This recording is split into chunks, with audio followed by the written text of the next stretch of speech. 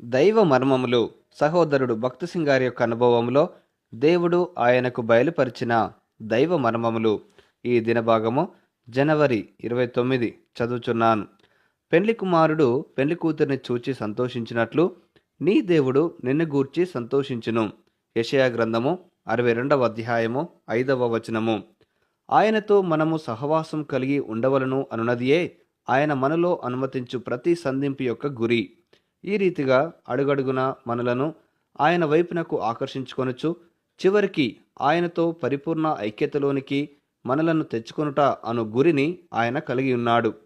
అట్టి పరిపూర్ణ ఐక్యతలోనికి మనము వచ్చినప్పుడు అదే ఆనందం యొక్క అత్యున్నత స్థాయి అని బైబిల్ చెప్పుచున్నది.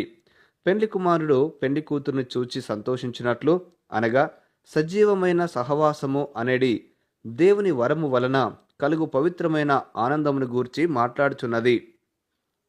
ఆదామునకు హవ్వను అనుగ్రహించుటలో దేవుని ఉద్దేశము సహవాసమే.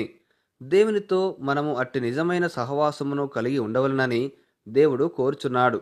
బైబిల్ నందలి సహవాసము అను ఈ మాట అసమానమైనది. తిరిగి జన్మించని వారెవరు కూడా దీనిని వాస్తవముగా గ్రహించలేరు. ఆయన నుండి నూతన జీవము ఎవరైతే పొంది ఉన్నారో వారు మాత్రమే తండ్రితోనూ కుమారునితోనూ సహవాసము కలిగి ఉండగలరు. కేవలము వారే ఆయనతో నిలిచి ఉండగలరు. నిత్యత్వమునకు ఆయనతో జీవించగలరు.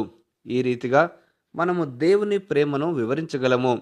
దేవుని జీవము మనలోనికిని మన జీవము ఆయన వైపునకును ప్రవహించుటయే ఈ నిజమైన సహవాసము. ఇది ఇరువైపుల నుండి కలుగును. అది మనలను దైవిక రూపమునకును తన కుమారుని సారూప్యమునకును సమరూపము గల దానినిగాను మార్చును.